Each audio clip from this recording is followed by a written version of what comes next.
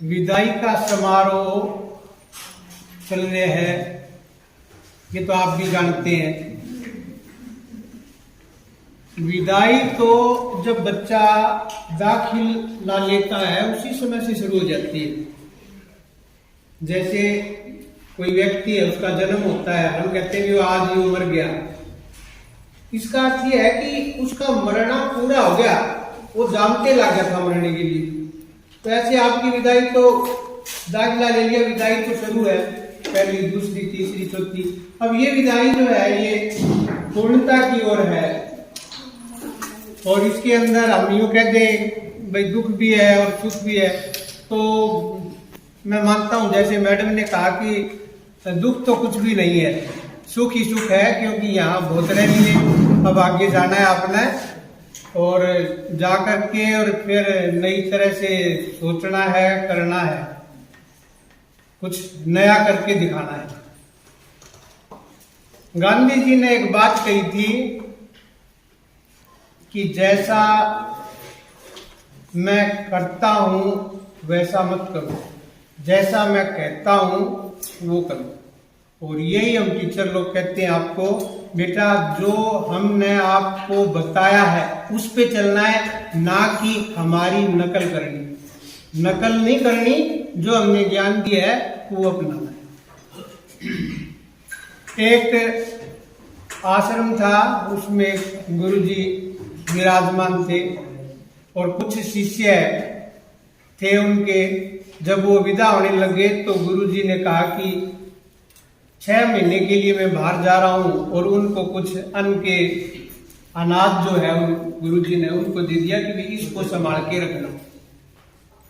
3 शिष्य थे, उन्होंने वो थोड़ा थोड़ा अन्न जो था वो ले लिया, और गुरुजी ये इतनी बात कह के और चल पड़े।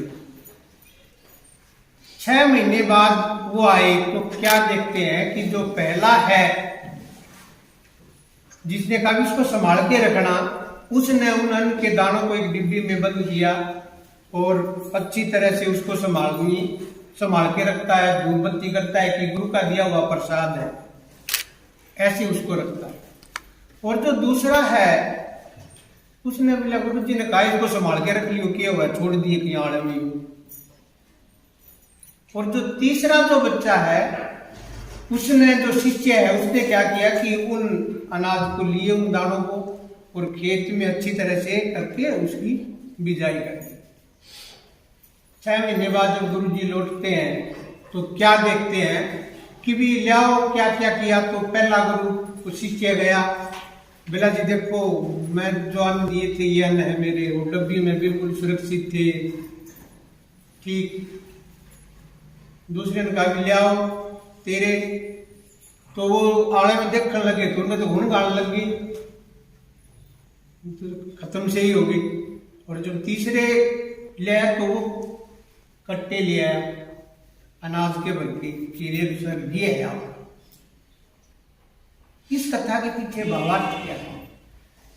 बात तो तीनों ने दी, लेकिन एक ने उस बात को पहचान लिया कि ये दिया है, इसको संभालने के लिए कहा है, और उसने उसको बो दिया। उसमें से कितने सारे ऐसे ही आप बच्चों को हम लोगों ने, टीचर साहिबान ने आपको कुछ ज्ञान दिया है, उसको पेड़ बनाना है बेटा। ये नहीं कि वो ज्ञान ले लिया, अच्छी बातें बता दिया आपको, यूं के यूं चले जाओ, नहीं, उसको पेड़ बनाओ। जो अच्छी बातें बताइए, पढ़ाई की जो बातें बताइए, तब आपको फायदा है। ये नहीं है कि जो सुन लिया इस कान से सुना इससे निकाल दिया तो फिर आपको कोई फायदा नहीं है। जैसे उस शिष्य ने किया है ऐसे आप बच्चों ने किया है, कुछ ज्ञान का जीवन में प्रयोग करना है, एक बात। दूसरी बात है, जीवन के अंदर ज्ञान बड़ा है या व्यवहार? बताओ, ज्ञान बड़ा है या व्यवहार? बोलो। अब ज्ञान बड़ा है या व्यवहार? व्यवहार बड़ा। ज्ञान से भी बड़ा व्यवहार है।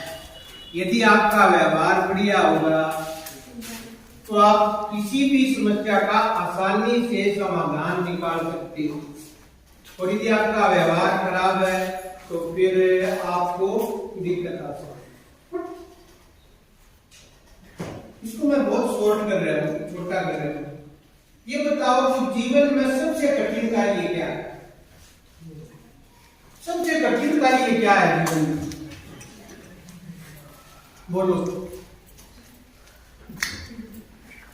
कुछ तो होगा, कुछ तो हर बच्चा, हर यहां बैठे वो सब सोच रहे हैं कि सबसे मुश्किल कार्य क्या है जीवन में। हाँ जी, अपनी कमी को देखना। बिल्कुल, वाह जी वाह, बहुत बढ़िया, बहुत बढ़िया बात है। अपनी कमियों को ढूंढना वो सबसे कठिन है और सबसे मुश्किल है। और कोई अपनी कमी को बता दे तो उसका हृदय से धन्यवाद करना। सबसे बड़ी जीवन में है अपनी कमियों को ढूंढना। और कौन जानता है कमियों को? हम खुद जानते हैं हमारे अंदर क्या कमी। हर बच्चा जानता है मुझे बोलने में दिक्कत है, मुझे पढ़ाई में दिक्कत है, मुझे कहाँ दिक्कत है। वो कमियां आपको ढूंढनी है। बस ये एक मूल मंत्र है आगे बढ़ने का कि हम अपनी कमियां ढूंढ लें और उनको दूर करें। क्या कमी है जी? अब ये कोई दूसरा नहीं जान सकता, हम ही जान सकते हैं हमारे अंदर क्या कमी है और उन कमियों को दूर करना।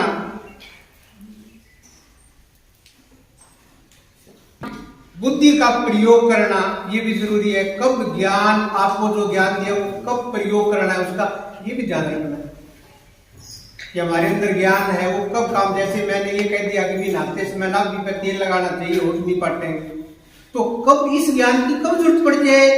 कभी न कभी अच्छी बात का आपको जीवन में वो याद आ जाएगी। एक बार एक मनहूस नाम का व्यक्ति होता है, सारे लोग कहते हैं मनहूस है। मनहूस नाम एक दिया उसका, किसको कुछ नहीं, इसलिए तो मनहूस है। यानी मनहूस किसको कहते हैं कि जिसके देखने से अपशुगन होता। फलाना पर्वत के ऊपर तेरा भाग्य सोया हुआ है और उस भाग्य को जगा लो। इन कथा के पीछे बेटा एक विशेष बात है जो मैं आपको बताना चाहता हूँ। कथा हो सकती है काल्पनिक है, लेकिन इसके पीछे जो रहस्य है वो समझाना चाहता हूँ। तो वो मनुष्य पंडित जी ने कहा कि उस पहाड़ के ऊपर आपका भाग्य सोया हुआ है, उसको जगाना है। तो उसने इस बात को सुन के वो चल पड़ा कि चलो हम जगाते हैं, मेरे भाग्य सुत्या किसको जगाएंगे। रास्ते में एक जंगल से गुजरता है, वहां एक शेर मिल जाता है। वो कहता है कि मैं शेर को खाऊंगा। अब उस शेर ने जब ये बात कही तो उसने कहा कि जी मेरा भाग्य सोया हुआ है और मुझे उस भाग्य को जगाना है, तो आप इस काम के लिए जा रहे हो। तो शेर ने कहा कि मेरी बात भी पूछ लियो, मुझे बहुत खाने की इच्छा है, बनता ही नहीं है जी कर, जब मन में लगी रहती है ये खा लियो ये खा लियो, ये बात भी पूछ लियो। बोले ठीक है जी ये भी पूछ लूंगा। वो चल पड़ा उस जंगल से। आगे एक किसान के पास पहुंचता है, उसके घर उसने रात बिताई, कुछ बात हुई तो बातों में पता लगा कि ये अपना भाग्य जगाने जा रहे। तो किसान ने कहा कि भी मेरी भी एक समस्या है, मैं खूब कमाता हूँ खेत में लेकिन अन्न नहीं हो पाता, अन्न होता ही नहीं है खेत में, खूब मेहनत करता हूँ और कोई कमाई का साधन नहीं है। और मेरी बेटी तो वो जो है अविवाहित है, अब मैं उसकी शादी कैसे करूँगी। आप जा रहे हो भाग्य से पूछने के लिए अपने भाग्य, तो मेरी बात भी पूछ लेना कि जी ठीक है। वो वहां से विदा हो जाता है, आगे जाता है तो एक राजा के पास पहुंच जाता है और रात को राजा के वहां खाना खाता है। तो उसने वो बात राजा को भी बातों बातों में बता दी कि जी मेरे को उस पर्वत पे जाना, मेरा भाग्य सोया हुआ है, सारी बात बता दी। तो वो राजा जो वो कहता है कि मेरे राज्य में अराजकता बहुत है, मैं क्या करूं, मैं खूब कोशिश करता हूं फिर भी मेरे राज्य में अराजकता है, आप इसका भी पता करना। ठीक है, वो वहां से विदा होता है और उस पहाड़ी पे चला जाता है। वहां वो झंझोड़ता है अपने भाग्य को और वो भाग्य जाग जाता है और वो भाग्य कहता है कि अब मैं तेरे साथ ही चलूंगा, जो तेरे मन में जो भी प्रश्न है उन सारों के उत्तर तेरे को पता लग जाएगा। ऐसा कह करके वो वापस चल पड़ता है। अब मेरे को ये बताओ कि अब वो वापस जाएगा तो किसके पास जाएगा? पहले वापस आ रहे किसके पास जाएगा?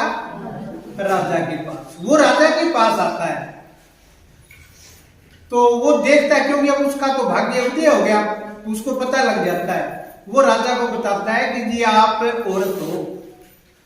राजा को कहता है आप औरत हो और मनुष्य के वेश में रहते हो, इसलिए आपके राज्य में अराजकता है। आप किसी उचित व्यक्ति से शादी कर लो और ये भेष छोड़ दो, आपका राज्य ठीक चलेगा। अब जो वो रानी थी वास्तव में, तो उसको पता लग गया, तो उसने कहा कि जी आप जो है नहीं, आपसे ही शादी कर लेती हो, मैं आप तो ज्ञानी हो तो मेरा भाग्य चमक जाएगा। तो उसने कहा कि नहीं, मेरा भाग्य मेरे साथ है, आप और कुछ करो, अब मैं नहीं करता। ऐसा कह के वो 2-3 दिन रहा और चल पड़े। तो उस रानी ने अपने मंत्री से शादी कर ली और उनका राज्य जो है बहुत बढ़िया तरीके से चल पड़े। फिर वो चलता हुआ आगे आता है, किसके पास है? किसान के पास। और किसान को बताता है कि आपके खेत में 7 रत्नों के बर्तन है, वो भरे पड़े हैं, वो निकाल लो तो आपको पैदा भी खूब होगी और आप अपनी बेटी का विवाह भी धूमधाम से कर सकते हैं। अब उस किसान ने सोचा कि ठीक है, कि इतनी बात बताता है कि जी मैं आपकी कन्या आपको ही देना चाहता हूं, ये आप मेरी कन्या स्वीकार करें और ये धन भी आपका, ये जमीन सारा सौदा ही हो गया। और उसने कहा कि नहीं, मेरे भाग्य मेरे साथ है, मुझे नहीं चाहिए, आप और कहीं करो। तो उस लड़की का विवाह, क्योंकि वो धन मिल गया उसको और उसकी पैदा भी होने लगी, और किसी के साथ उसका विवाह कर दिया। कुछ दिन वो रहा और रहने के बाद फिर विदा हुआ तो वो फिर चल पड़े और आखिरी में कहा जाता है शेर के पास। अब शेर के पास सारी बात शेर को बता दी, शुरू से लेकर आखिर तक कि ऐसे ऐसे हुआ, मेरे भाग्य ने ये कहा। तो बोला क्या कहा? बोले आपको उसने कहा है, बोले जो सबसे अभागा व्यक्ति हो, सबसे अभागा व्यक्ति हो, उसको तू खा लेगा तो तेरी भूख शांत हो जाएगी। अब शेर ने क्या कहा कि सबसे अभागा, वो सारी बात सुन गया। शेर ने उसी को झपट्टा मार दिया। बोले तेरे से अभागे और कौन हो? तेरे को राजा की लड़की से विवाह का कहा, फिर तेने मना कर दिया। तेरे को किसान की बेटी ने कहा कि भी यहाँ तू घर बसा ले, और उसको भी चाहे ठुकरा दिया। तो तेरे से बड़ा अभाग्य तो मैंने कहा मिला ही नहीं, कोई नहीं मिला। उसकी झपट्टा मार के उसका जीवन लीला खत्म कर दी। अब इससे के निष्कर्ष क्या निकला बताओ? निष्कर्ष ये निकला कि उसने समय का फायदा नहीं उठाया। वो समय था, उसका भाग्य साथ है, और फिर भी मारा गया। क्योंकि समय की नजाकत को हम नहीं संभालेंगे तो हमें दिक्कत होगी। अब समय क्या है? अब पढ़ाई का समय है, और यदि हम इस समय का सदुपयोग नहीं करेंगे तो हम भी मारे जाएंगे। भाग्य हमारे साथ है, सारी चीज हमारे साथ है, लेकिन हमने समय का सदुपयोग नहीं किया, उसकी बात को नहीं समझे तो हम मार खाते। तो ये समय पढ़ाई का है, और इस समय को आपने बर्बाद कर दिया तो फिर दिक्कत होगी। 9 से लेके 12 तक का जो समय होता है, 9वीं क्लास से लेके 12वीं तक का जो समय होता है, ये बड़ा समझने का समय होता है जीवन में। और इसमें यदि हम बिखर गए या इधर उधर गलत संगत में पड़ गए तो हमें बहुत सारी समस्याओं का समाधान फिर नहीं हो पाएगा, और हम यूं ही रह जाएंगे, पिछड़ जाएंगे।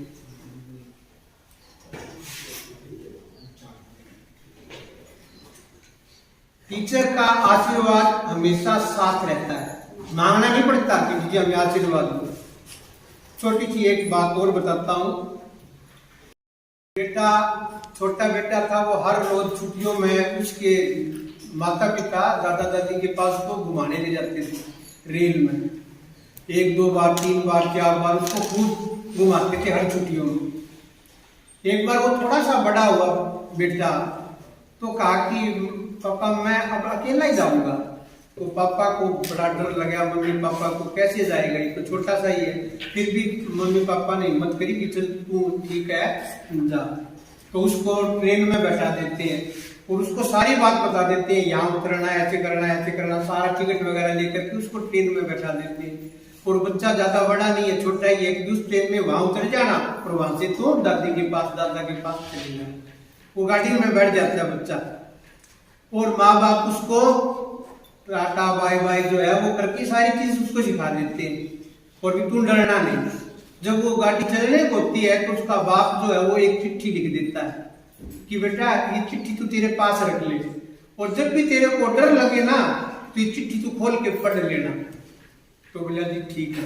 तो वो ट्रेन चल पड़ती है और वो चिट्ठी को अपनी जेब में डाल लेता है और थोड़ी देर चलती है, कुछ घंटे हुए, एक आधा स्टेशन गुजरा तो वहां देखता है कि एक बहुत ही भयंकर सा आदमी जिसका चेहरा कुरूप था, डरावना, ऐसी शक्ल का आदमी उस डिब्बे में चढ़ जाता है और वो छोटा बच्चा है वो उसको देख के डर जाता है कि ये आदमी कैसे है। उसको कांपने लग जाता है कि अब मैं क्या करूं, अब तो मम्मी पापा भी नहीं है। तो फिर उसको बात याद आई कि पापा ने कहा था भी कोई डर लगे तो तू ये चिट्ठी खोल लेना। और वो जैसे वो चिट्ठी खोलता है और उसमें पढ़ता है तो उसमें लिख रखा था कि बेटा तुम चिंता मत करना, जो 7 वाला डिब्बा है यही मैं बैठा हूं। ये बात उसने लिख रखी तो बच्चे को हौसला हो गया, तो पापा के साथ में ही है, एक डिब्बे से दूसरे डिब्बे में हम जा सकते हैं। तो इससे क्या हुआ कि हमारे पास भी जब भी समस्या आ जाए तो वो परमात्मा, वो ईश्वर, वो दूर नहीं है, वो हमारे साथ है, वो हमारे साथ है। उसको पुकारना, उस ईश्वर को पुकारोगे जो हरदम हमारे साथ है। कोई समस्या आ जाए, कोई दिक्कत आ जाए, कोई परेशानी आ जाए तो आप उस ईश्वर को याद करो। वो चिट्ठी, वो जो बाप का जो वचन है वो चिट्ठी जो क्या है कि वो ईश्वर है और वो हमारे साथ है, उसको याद कर लेना। पेपर लिख रहे हो, समस्या आ रही है तो आप सच्चे मन से उसको याद करो, वो हमेशा हमारे साथ है और फिर हम वो साथ है तो फिर हमें कोई दिक्कत होगी ही नहीं, आसानी से हमें समस्या से पार होगी।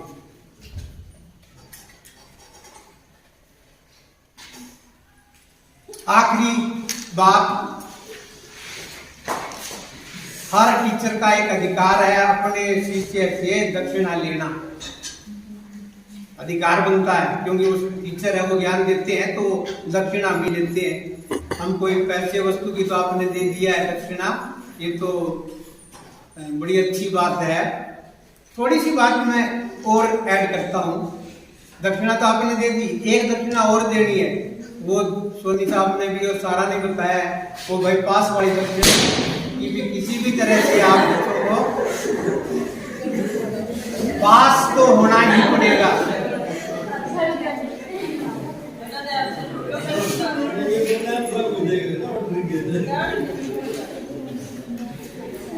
पास तो होना ही पड़ेगा।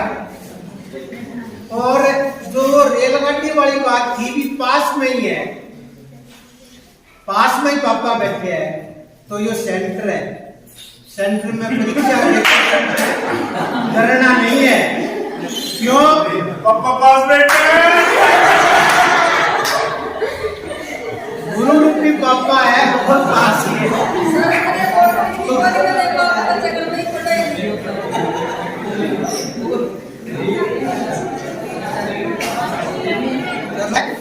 सुनी होगी कईयों ने, गुरु और चेला जा रहे थे और बेटा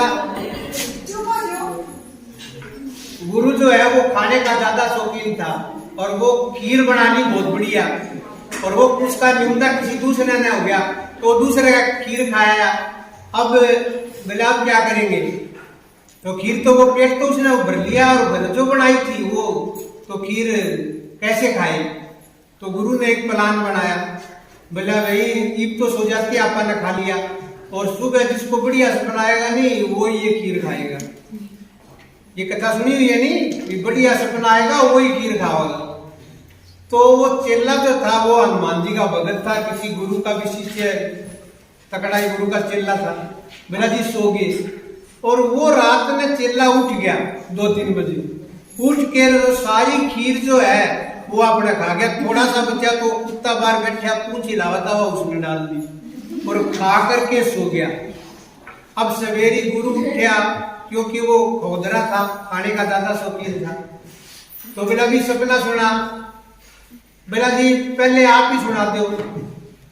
बोला मैं तो बोला ऊपर जा रहा था शिवलोक में वहां, और वहां शिव जी भगवान और पार्वती मेरी सेवा में लग रहे थे, पंखा हाँक रहे थे, ऐसे ऐसे। बोला या तो सपना तेरे बाप में भी कोई नहीं आया होगा, ये खीर का कटोरा लिया। बोला जी सुनते लो मेरी भी। बोला मेरे सपना में हनुमान जी आया और गदा ले रखी। बोला कह तो या खीर खा ले और क्या गदा खा ले। बोला मैं तो हाथ जोड़ लिए थी, बोला जी गदा ना मारो, मैं तो खीर खा लूंगा। बोला फिर बोला उठ के मैं तो सारी खा ली। बोला मेरे को कौन बुलाया? बोला आप तो स्वर्ग में जा रहे थे, शिव जी के पास जा रहे थे, मैं आपको कैसे?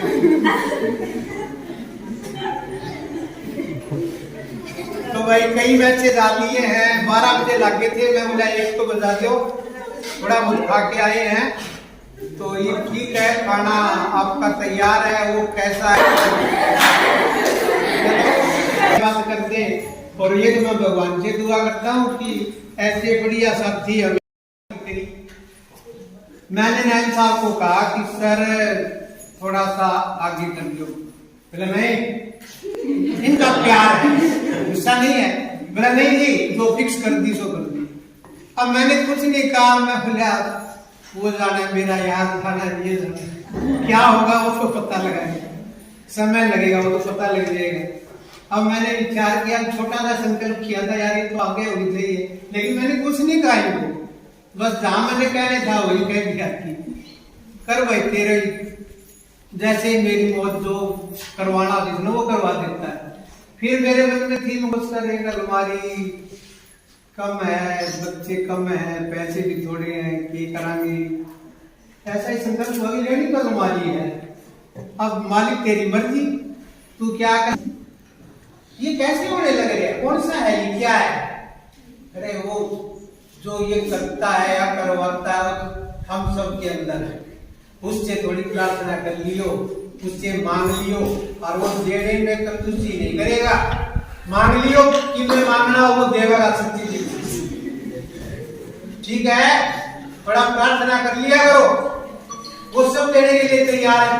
क्यों फिर है अभी तो पासपोर्ट वाली समस्या है, ये समस्या थोड़ा मांग लेना आपको हो गया होगी, थोड़ी मेहनत में करना लागेगी भैया पार।